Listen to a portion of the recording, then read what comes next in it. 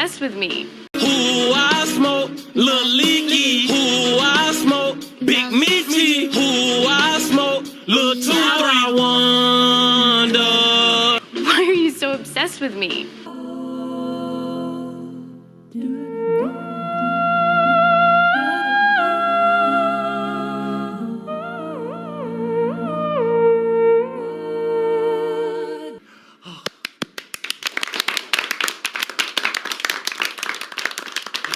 I was so moved. This is how audiences must have felt when they first saw Olivier play Hamlet. Oh, bravo, boys and girls. Bravo. Except for you. You were god-awful.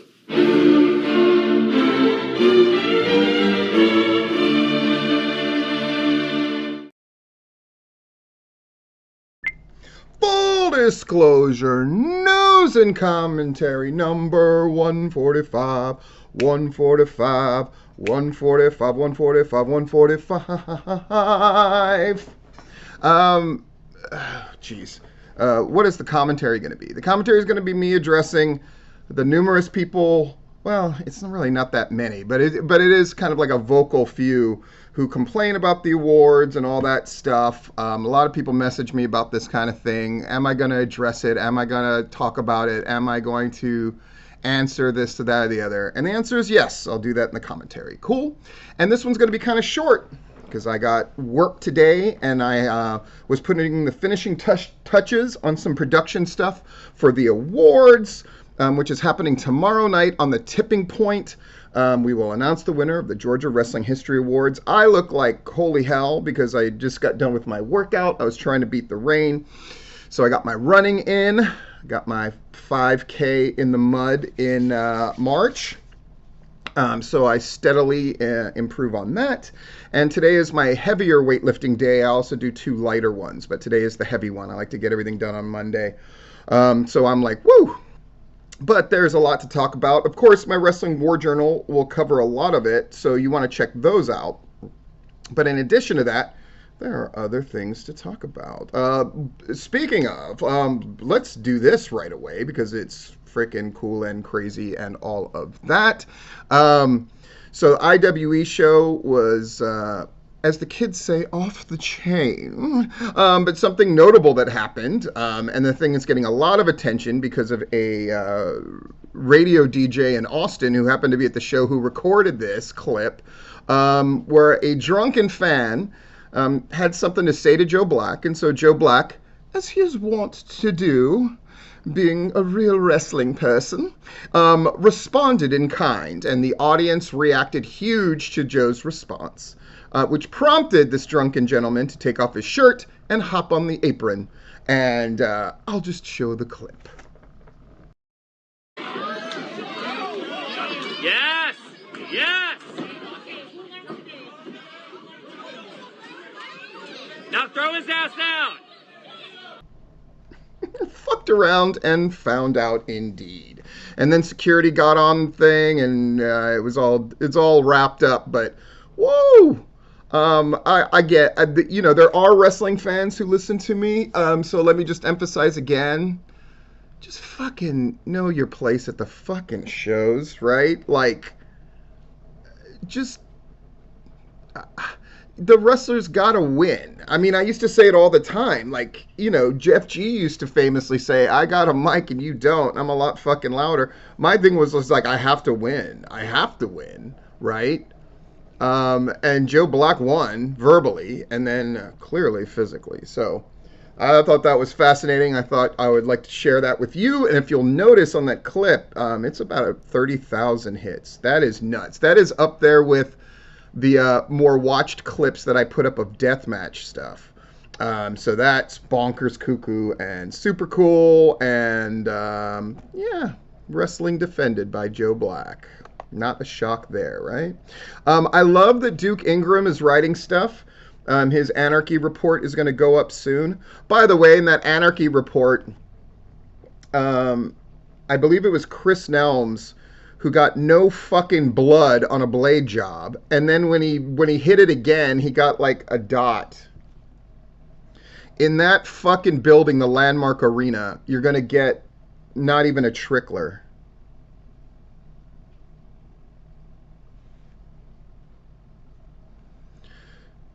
Disgraceful. Yeah. And he also wrote that preview for the Southern Honor show. Super cool. Southern Honor drew through 350 in a show that looked really, really good. You're going to want to read those reports on gwhnewsandnotes.blogspot.com. We had more people vote in the awards than have ever voted, and a bigger variety of people who have ever voted, meaning like people like first-time voters, voters from federations and parts of the state that have never put in before. So a lot of people feeling included, and a lot of people feeling like they wanted to participate in the process, including people who were bitching and moaning, but they still managed to get in their votes. So great. Jeff G. Bailey wrote a great thing. You want to go to gwhnewsandnotes.blogspot.com, talking about like wrestling magazines and his relationship with them, and the Wild Side TV podcasts going on. Really cool to see the promo of the year nominees up there. Maybe next year we can have the match of the year candidates up there early as well. I think that would be really cool. Other shows that took place, Southern Violence managed to draw 150 in their new location at the Rabbit Hole Studios. So that's super great. My Wrestling War Journals are up there, of course. The Southern Honor Wrestling Report, again, it's great that people are starting off the year with these big shows that are going very well.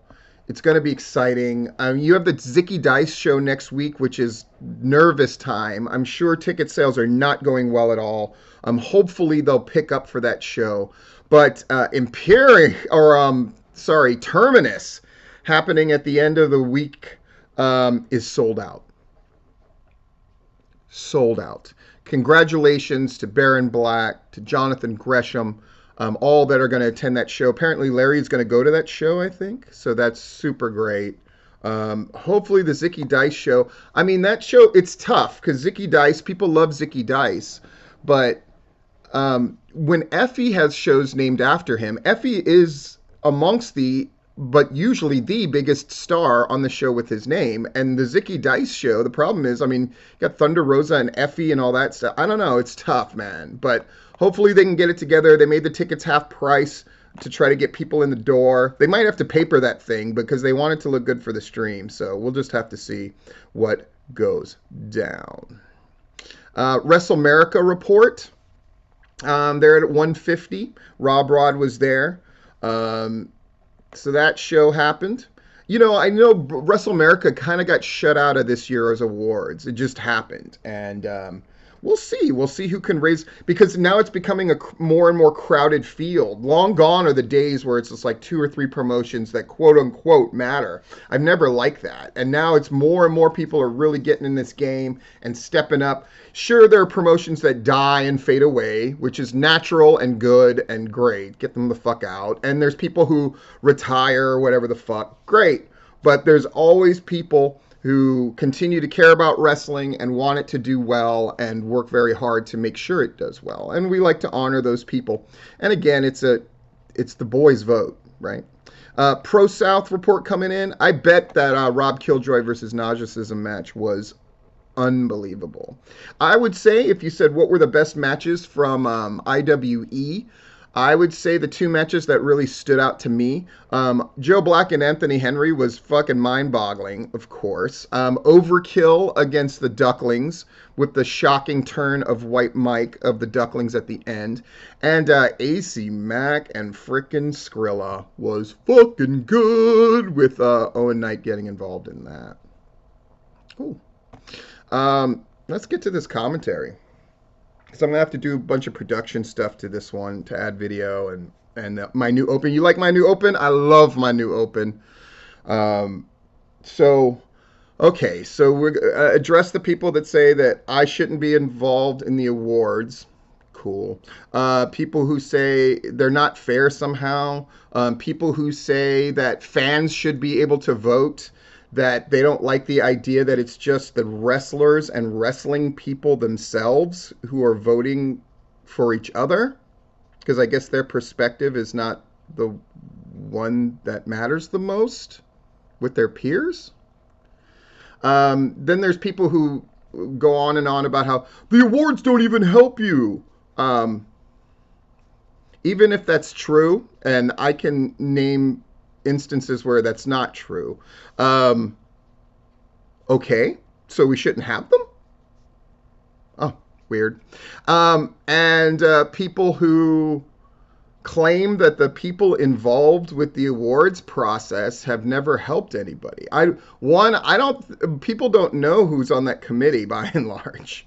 And that is one of the dumbest things I've ever heard, but that is what it is. Now I'm going to address all those points. And then the people who go on, usually predicated by, no, I'm not saying that I'm upset that I didn't get nominated. I'm not saying, okay. So there's a lot of that stuff to cover. And I'm just going to address it, and then I'm going to be out. Okay?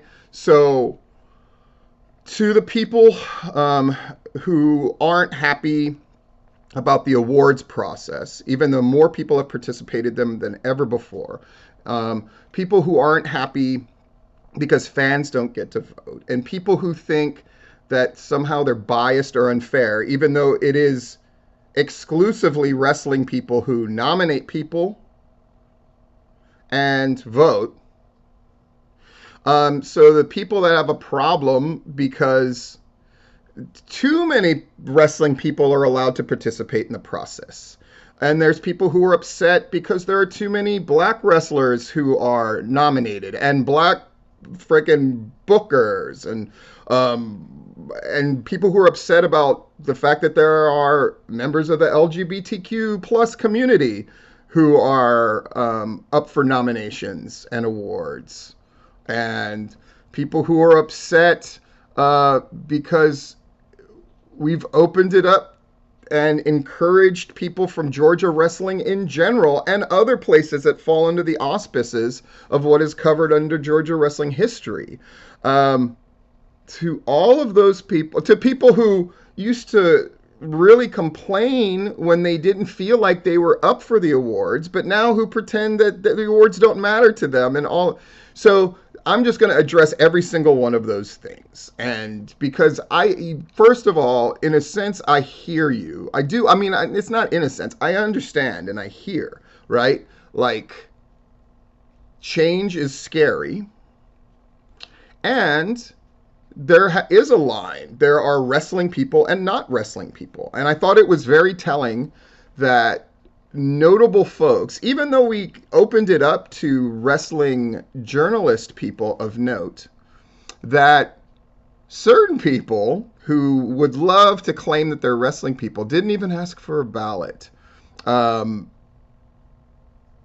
though they have clear favorites on who they would want to win. And it's just very strange because, I mean, I'll just reveal this part of the process, right? Other people used to handle the sort of election part. This year, I took that on. So I know who asked for a ballot. I made sure they got their ballots. And again, I don't vote. I don't nominate. So if you didn't get votes and you didn't get nominations, and you're a promotion or a promoter or a booker, it's because the boys think you ain't shit, or that other people were better. That's the truth. Let me say that again. If there are people who did not get nominations, or they only got one or two, it's because the boys and the girls think you ain't shit compared to other people. And if you don't win, it's because the wrestling people and the wrestlers decided that other people were more worthy of the award. Does that hurt? Okay. The nomination process and the voting, I don't do either. I don't nominate anybody, and I don't vote. And We use an independent website to tally the votes and give out the ballots. So I can't influence what happens. But again, that might not be enough for people who want fans to vote, people who think there are too many black people who don't like the LGBTQ representation happening. And by the way, again, these are wrestling people who nominated and vote. But if you still are unclear about that, or you still want me to address it in more detail, then I will right here. Let's start with, well, I'll just address everything at once. And what I will do is I will just respond in kind to what I hear when I hear the same small group of people just complaining and complaining and complaining, because we all know what the real reason is. Because you didn't get nominated and you didn't win. Are you ready? Here we go.